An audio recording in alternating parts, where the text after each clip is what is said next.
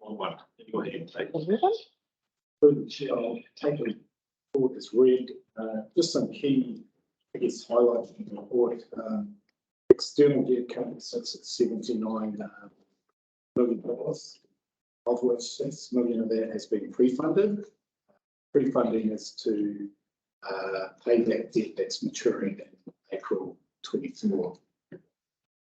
We are currently we're in line with all of our policies, and we are also bringing the Treasury policy to the LTP workshop on 10th of October. So that'll be a great opportunity to view the policy and make any suggestions. The pre-funded amount is part of the net position is 73. No, well, because you've got the investment on the other side. Yeah. So our net debt is 73 million because 6 million sitting on term deposit. The idea has been there is that we wanted to take advantage of better margins. Yes, and expected to be in April 24. So that's the recommendation.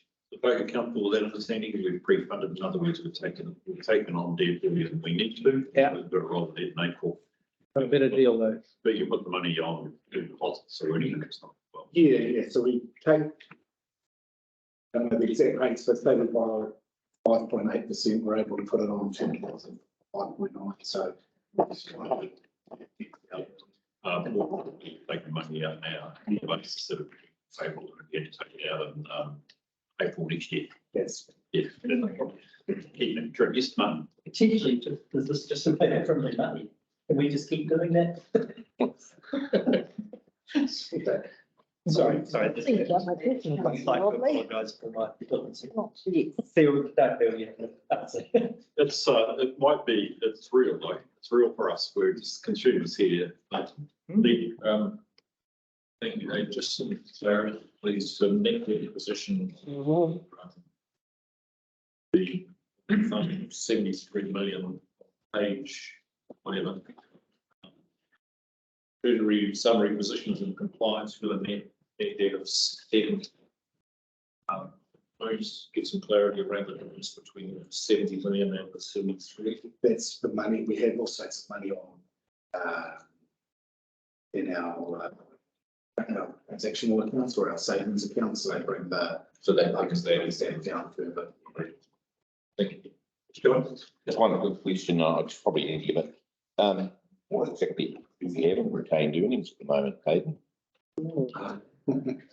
Please. We are we're in the process actually currently of just doing the appropriations, which is so that's where you basically go for to fund everything. So we don't have the exact position.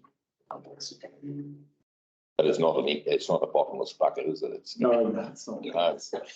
Sadly. and I think it's fair to say, just so to clarify, you're going to see appropriations to see the Yes. so I think John, I think it's a good question. Let's check that one out with the drafting. Yeah. Thank you, Hayden. Thank you. Any other comments?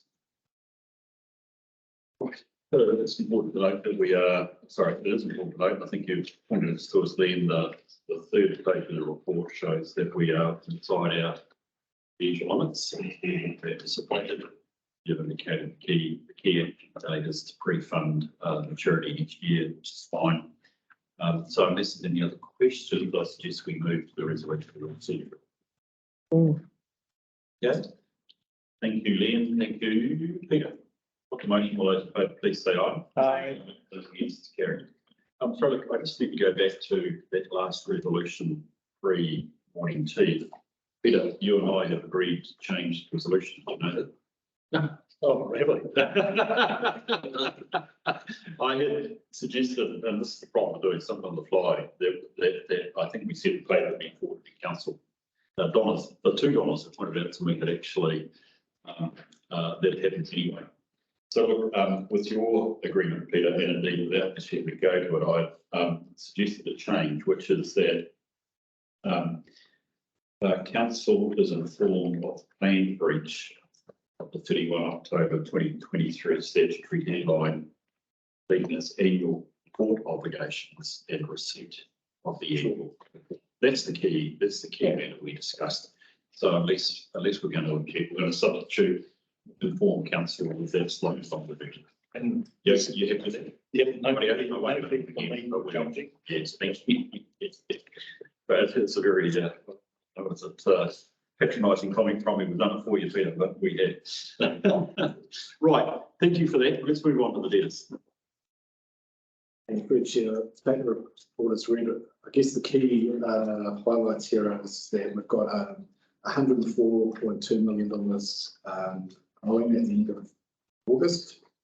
But that takes into account the full rate strike for 2024, so you have all that. So a lot of money, it's a lot of money, but it's. We have our first instalment on the 16th of October, and we've got one on the 15th of February. So the other point to note is the historical figures. So we ended last year at 3.3 million. There's a graph on page 88, which shows that that's still pretty good. Historically, it's a bit up on last year, which is a little disappointing, but it's still good compared to the the previous years. And so Any comment on why it's risen? we are seeing a bit of an uptake in the arrangements to pay. Like it has, a lot more people are asking for arrangements to pay. So I think personally, it's probably just the economic sort of economic one that we're in. Of course, means the debt amount is still high, even though a number is increasing. on- Slowly coming in. Basis is better. so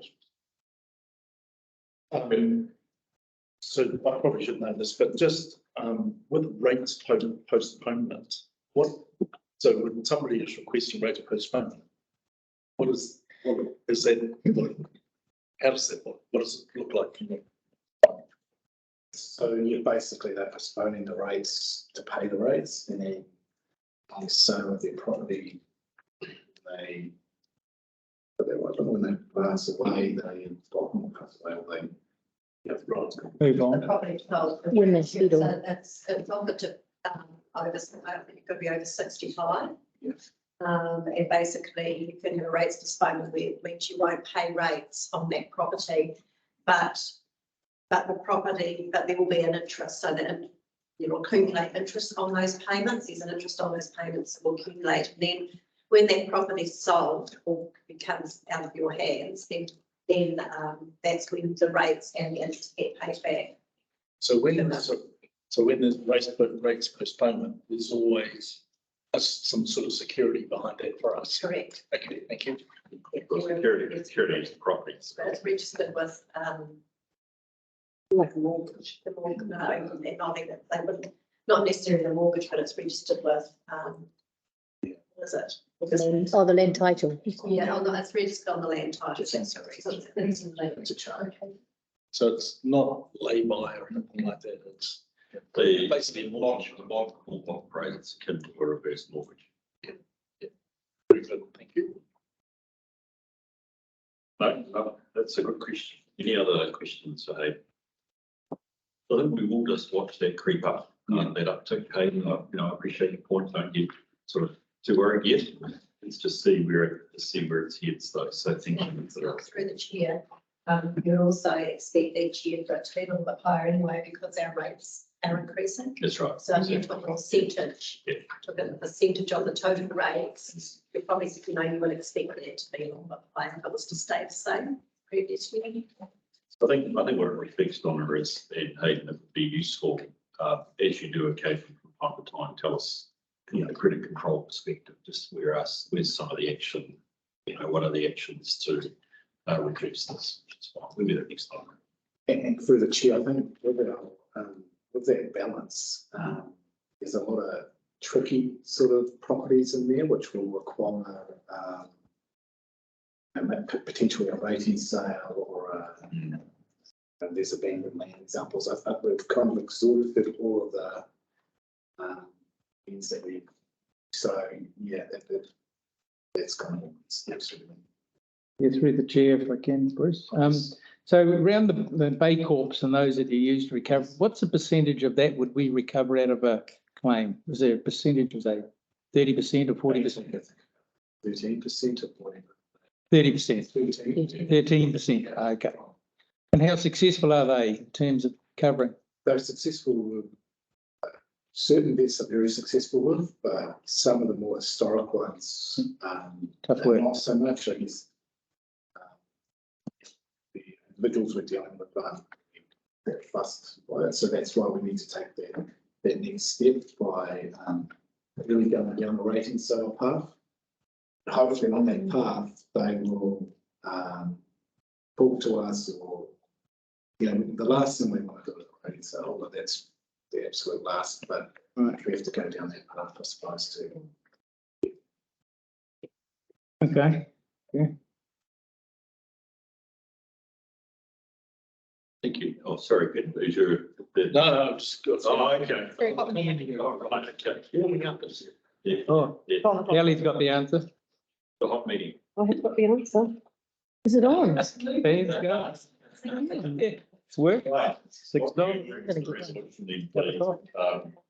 David, I'll just leave it with you that, you know, you've got areas of focus, perhaps we can be a bit more specific in this meeting around collection.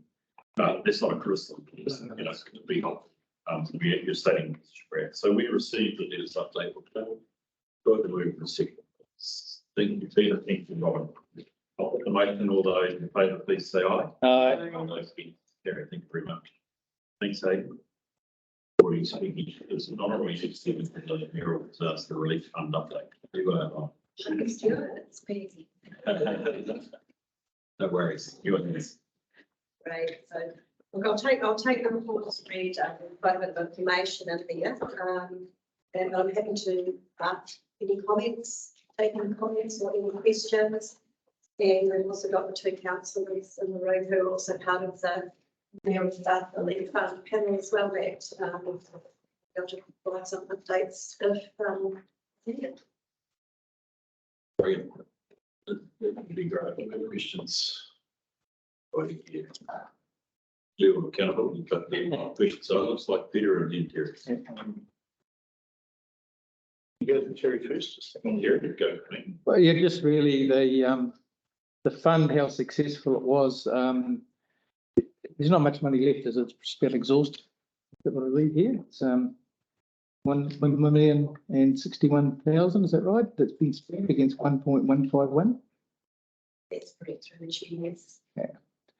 So 90,000. Eh? 90,000. 90,000 just sitting, is it sitting waiting for something, or is it's still available? So there's a little bit more left than that. Just done another reconciliation, and there was somebody that came back in, so there's about 127 left.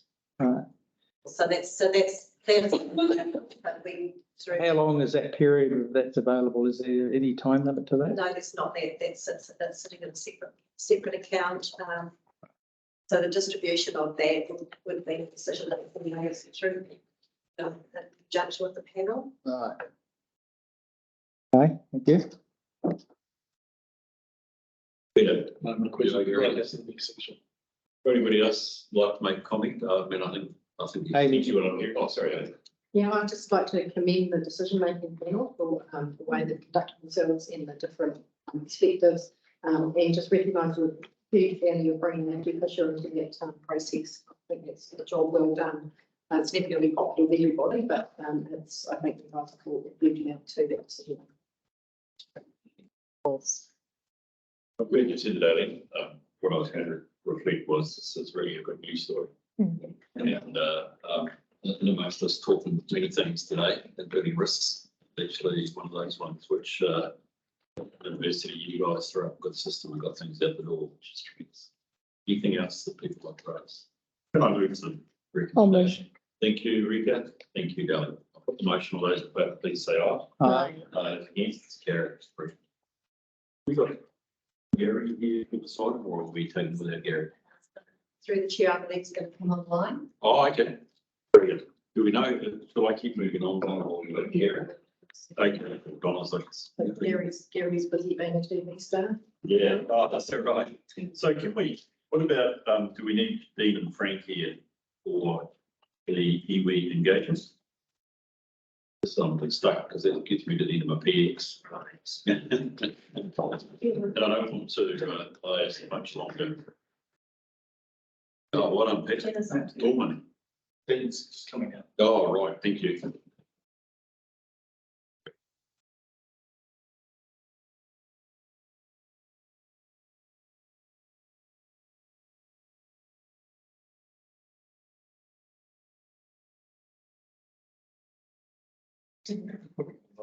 This is- Here it comes. Couple gumboot too. I can't believe it, I'm slightly ahead of myself. It's like, okay. Well, I'm just going back this now. Wasn't banking gains. No, I wondered, do we need Gary? I would be happy to take it, but it's reasonably plain and clear. You could relieve Gary if it's need to come as long as. Are there any particular questions that you have that would require Gary to be in the room? Convenience. About, sorry? Do we need Gary technically in the room for the item on the emergency management? Only to just congratulate them on, Be nice to know. stellar. But okay, I think there's a sense that Gary joins us, he joins us.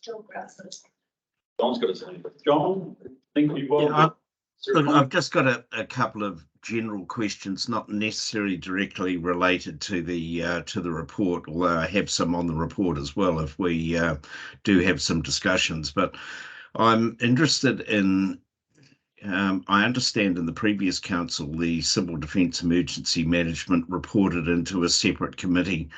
And is it the intention that we remain with them now reporting into risk and assurance? Is that the structure under which we will operate? Because I guess then related to this report, I find it interesting that the report has been prepared and obviously briefed on the basis of direct input from staff without any governance overview.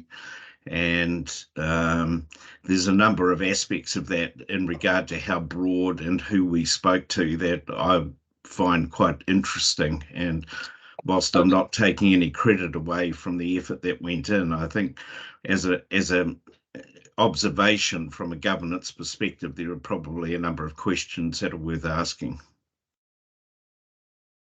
Thanks for your comment, John. I'm not entirely certain about the other committee. The genesis for this coming to this committee was around really an update of risk and emerging risk, our risk profile, which you'll recall at the last meeting.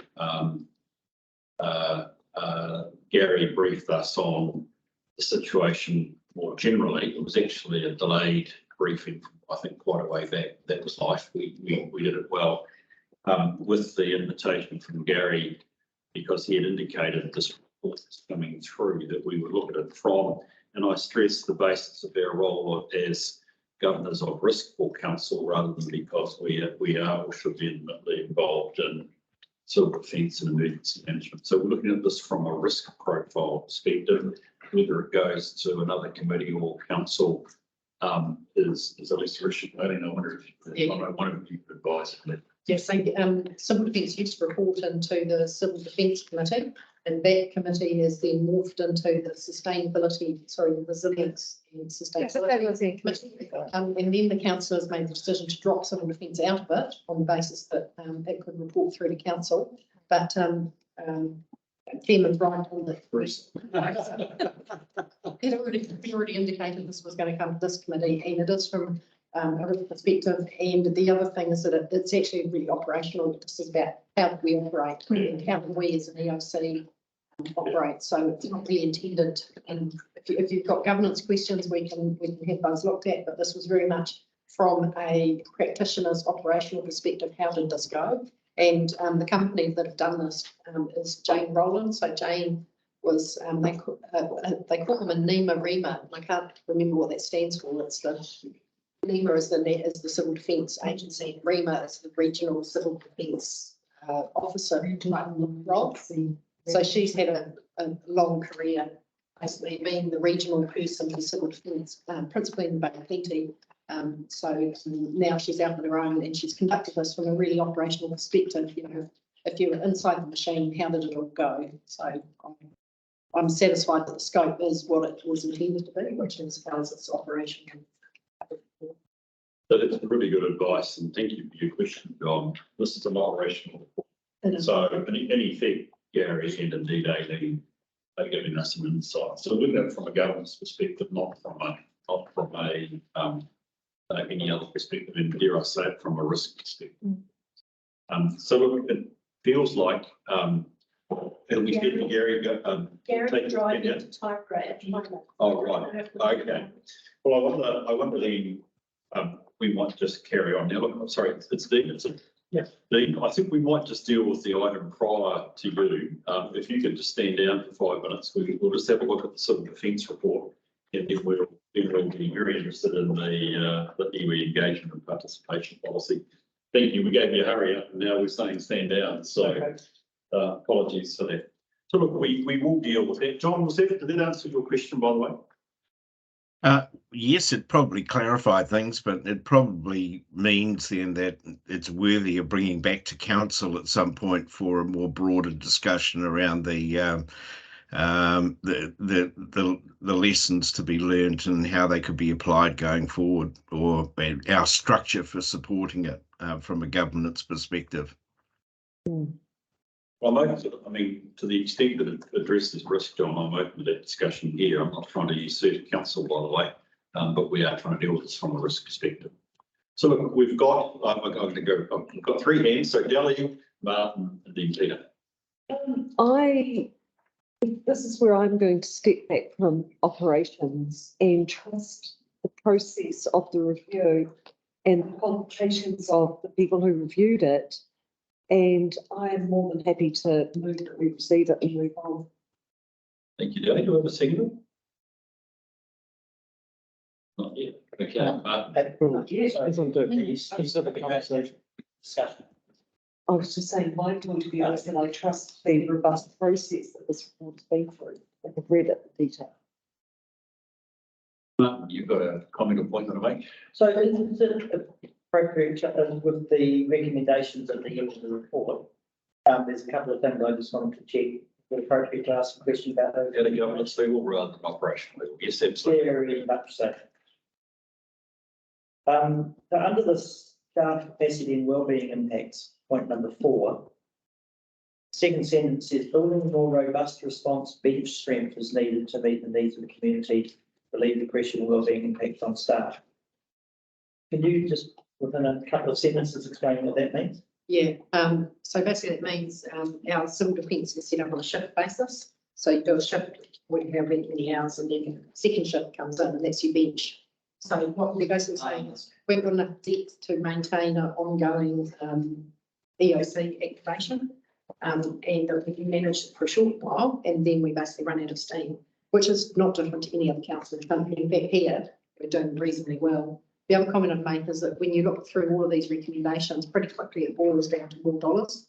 I've gone through a few dollars next to each one that requires extra dollars, and that's pretty much the summary of this, is that we need councillors get to decide how much you'd like to invest in this area.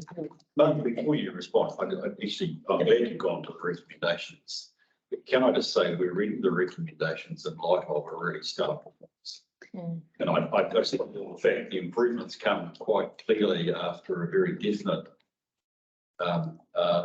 statement about the strengths of actually how the council, Aileen and your team, and actually in council performed in the course of the event. And indeed, I was interested that it actually gave rise to some comments around taking some risk with the innovations that you did. Sorry, I forgot the phrase. The here to help you. Although there's some improvements as well, given the way you did that in flight. So there is a really important point for us to recognise from a risk perspective, and as a committee reviewing this. This is good news, but actually we could enhance our improvement. So, Martin. Yeah, and in many ways, that bench analogy is kind of like, oh yes, here we've got some new players to put in the team, but those players, they actually just already played the full game. And so they're finishing their day job and then going to the emergency centre. So That's sort of, sorry, I've got maybe, but that goes back to some of the key points that we've got. I don't know that directly affect, probably does affect our team, but the key point here, the staff, let's remember, this is our, well, I don't think it's our number one, but it happens to be our first strategic risk. And this is adding to that pressure. And some of the commentary adds to the points that Donna has made about the challenge of getting BAU.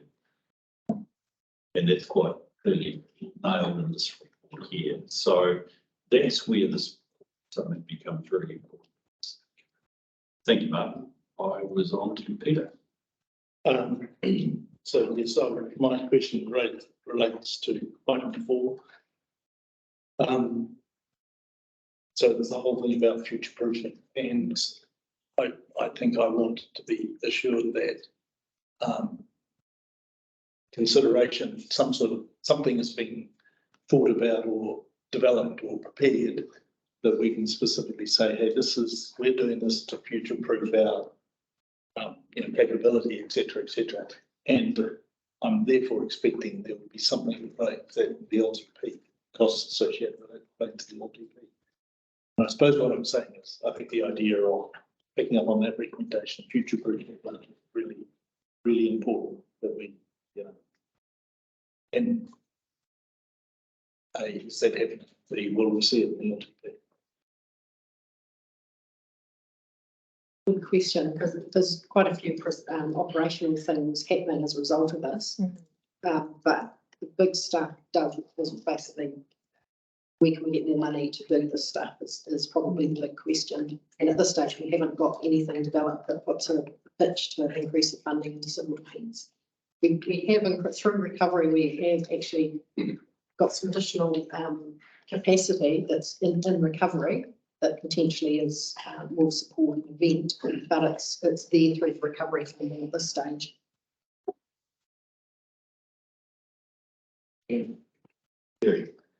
Yes, I welcome the managing community expectations. I was part of a community group that was through the cyclone period, and there was some discussion about things to improve, but I think Gary's picked up on those, and there's going to be some work around that. And there's a lot of communities, just not council, there's a lot of other areas that are involved with this, with the emergency services. So, yeah, I thought there was some real good value out of the outputs of the discussion. Look forward to seeing those being implemented, hopefully not too soon in terms of another cyclone, but for the future. Any other comments?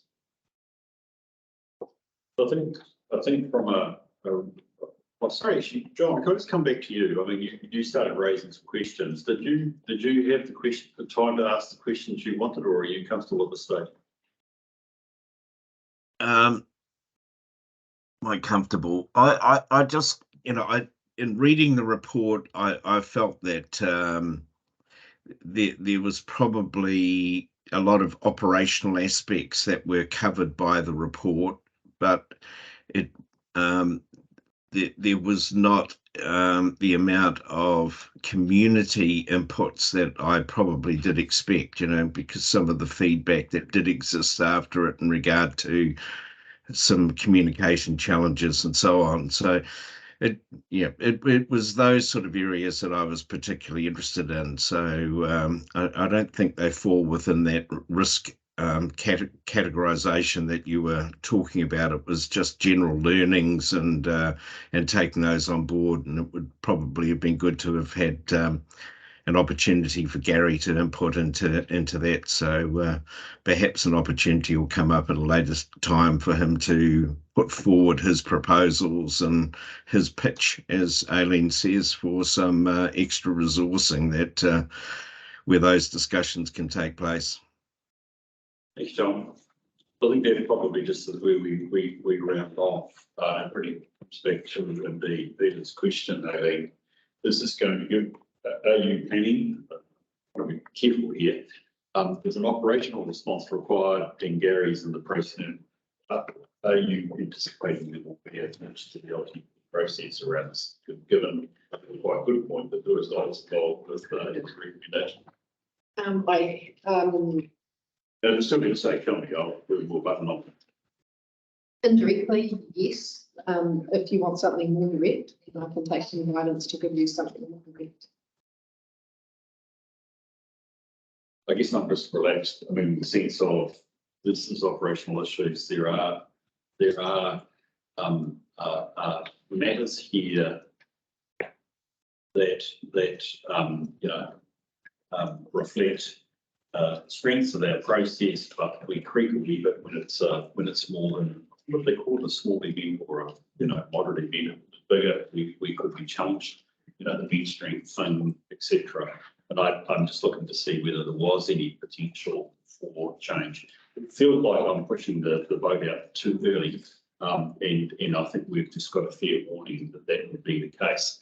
I think from a risk committee perspective, I'm trying to understand,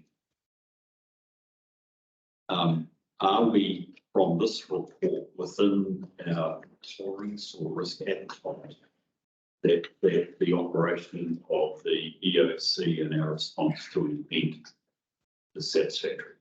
Or are we operating outside that tolerance?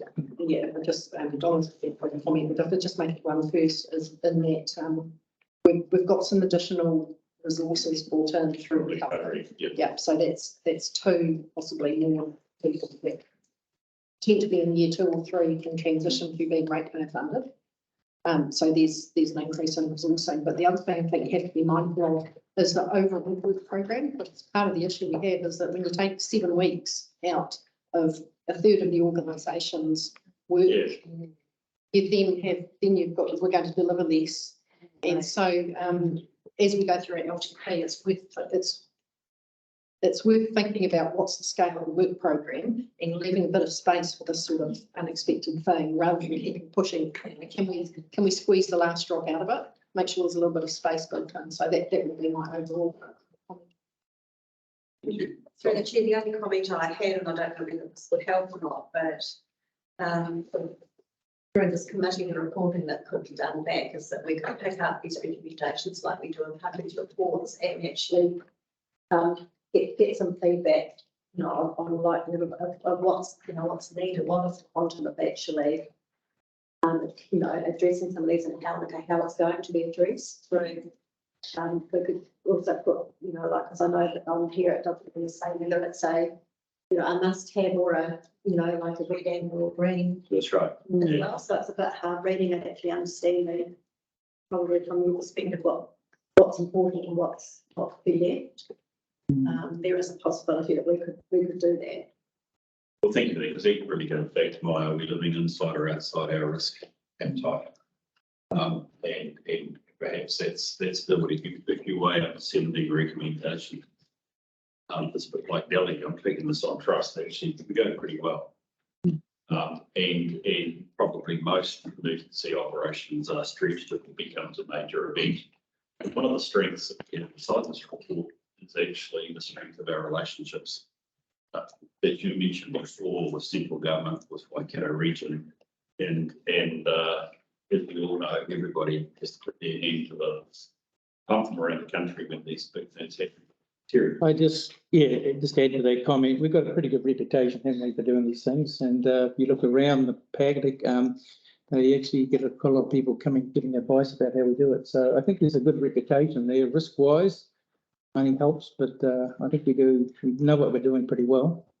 We've had some reasonably active events that we've had to deal with in the past, quite a few, I think. Yeah, okay. I second that. Good, great, that's fair enough. And I think where we've got to is, Don, we would take up your invitation if there was this sense we could add this to Parkview's list with a sense of red and green. That'd be helpful. Also, sorry. Get a resolution. Okay, we can do that. And the other thing then that I just want to recognise is to still put contextual stuff for your LTP discussion. How big this is part of the LTP discussion probably depends a little bit on how much red, amber and green we put to it as well. So, but we can take that on advice from Aileen. It's a matter you may want to consider as your LTP. So can we move to the resolution, because I feel like we're there. Thank you, Dally, thank you, Peter. We receive, and the second one would be, we request that Paku, I forget what his official title is, Paku, thinks about that as the assurance report with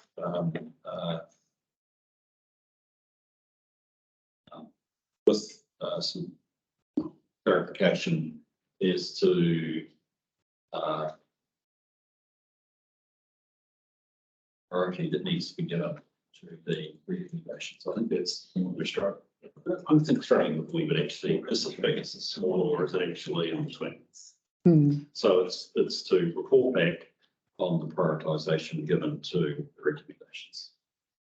Does that make sense, Don? Or you were going to help me here? Would you like an assessment of or capability / required cost for each of the 17 recommendations? Status / capability / cost.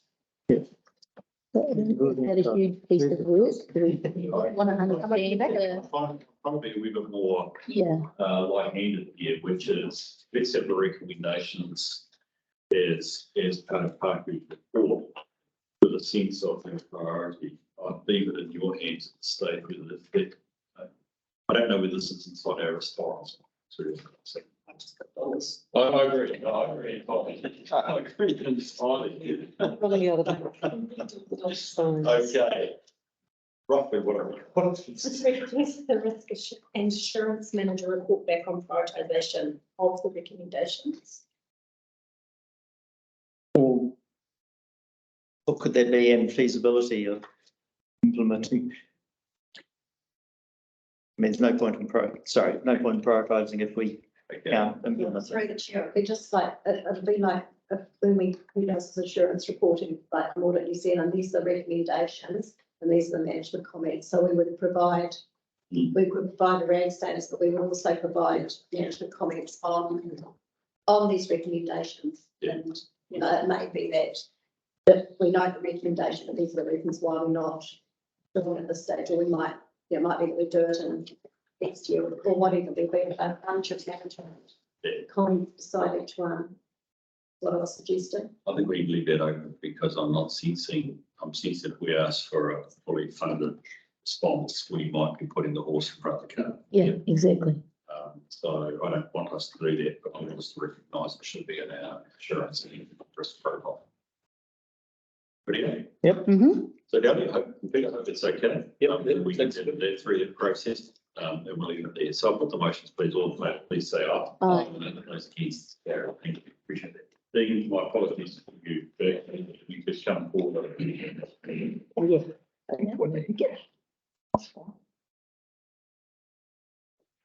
So we've got a report ready for payment for EV engagement and participation policy. That's with it coming down on your hands. Okay, good morning. Thanks for having me. Apologies for trying this morning, but you've got in front of you the payment for EV participation policy on page 113 of your agenda pack. It's primarily a management policy for the use of staff, but given its importance, we thought it was important to get governments to provide us some guidance on it, make sure we're on the right track. Why it's needed is currently we're operating in an environment without a centralised policy. So although we try our best, we risk not applying ourselves consistently. So we risk overpaying or underpaying. And it's important that we are consistent between projects and between the different EV and hub that we're dealing with. So you'll see that it's based on the IAP2 spectrum for participation. So in general, your relationship meetings that you have doesn't require remuneration, but as you start to move up to consulting, involving, collaborating, that type of stuff, and importantly, you're starting to get technical advice, then payment starts to come in. You'll notice on page 124, there's a table in the policy that has some examples to guide staff. That will be updated sort of annually or as we find that things have moved. And what we're asking for is to Recommendation one is that we approve the policy, noting that it's got a 1 year regional review clause. And option two for you is do nothing, or if you wish to see some significant improvements before we adopt the policy, then it's option three for us to bring back document as improvements. Open to any questions. Through the chair. Yes, sorry, go. No, totally support the policy.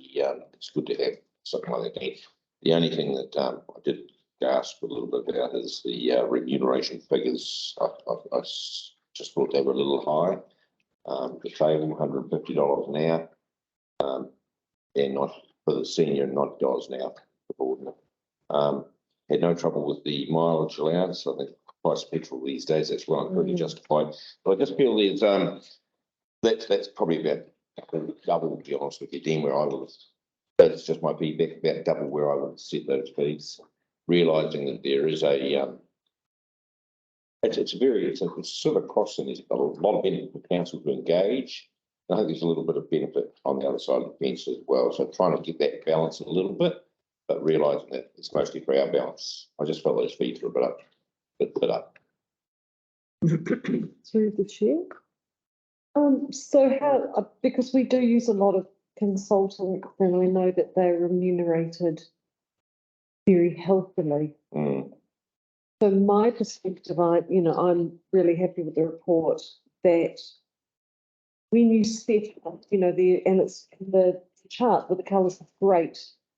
When it steps over that informal chat and consultation role, then I'm comfortable with that remuneration, because that is what people from other departments or organisations, it's probably in league with what we are paying people that pop in every now and again. So, yep, great report. Was on the charge out table, 124. I'm just, the first one talks about advice of representative in attendance at the site visit. Should that actually say at the meeting? Yes, it should, and we can make that minor change. Okay. Pretty easily. And as a follow-up to that question, would the number of hours be agreed beforehand? As if say, okay, it's going to be a 2-hour meeting, here's a 360-page report that you have to read first. Would there be some understanding that, we allocate 3 hours to read that report, or is that something that's considered? Yes, I'll address those questions. So yes, the idea is to agree up front what the engagement looks like and what you're after, and to share the documents up front. So that's the idea, so that we can plan for our projects and anticipate that we might have, X amounts of meetings, and it might involve a different amount of decision points. Just touching, if I may, on the question around the fee. So it is consistent with where other councils are going. We continue to check with those other councils. The last time we did that was in November. And if you were looking at other technical specialists, such as an arborist or a ecologist, that type of stuff, then you would be looking at those types of hourly rates. It is important to note that much of the meetings we have at the moment are relationship meetings, where we would bring our costs, they would bring their costs, and we have a discussion. But it's at the point where you then are asking for something, asking for some technical advice or approvals. That's when we would look to charge. So in some of the meetings that you have experienced, it might be that most of it is just a general relationship. But when an activity manager starts saying, "Hey, look, can I have your input or your approval about this plan?" then that needs to be remunerated. And I also note that, subsequent to treaty settlements, etc., Ngāti Hei, as an example, they're now starting to employ people, so they're having costs, because, a generation ago there was very little engagement. So now there is a professionalism around what our expectations of iwi. They're having to have managers and PAs and things like that. So, yeah, I'm happy with that. Thank you. Any other comment on this policy? Yes, thanks. I may just following on from the Future for Local Government and other conferences that we've been at and events that we've been at, there's this juggernaut of expectations in terms of iwi involvement and what we are required to do to get us across the line with what we've got to do as a council.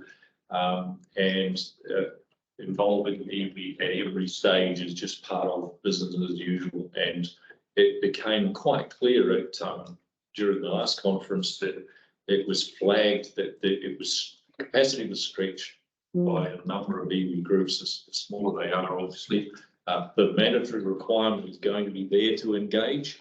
They are really struggling for capacity and resources. So that goes back to what Ellie says about them having to hire capacity to meet the needs of our council in every way that they can. So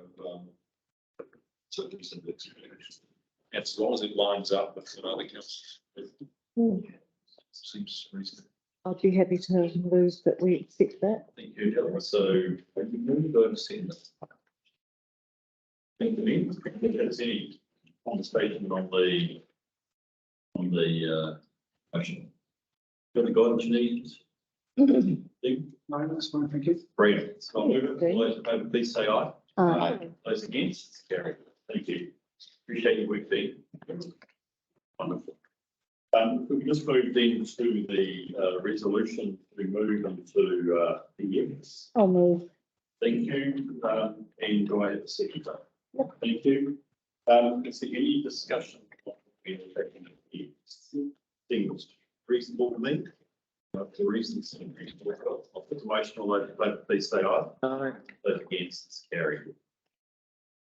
All right, with the minutes are at 6.1, reasonably brief, I sent a report. So I'll move to the chair. We accept the appropriate record.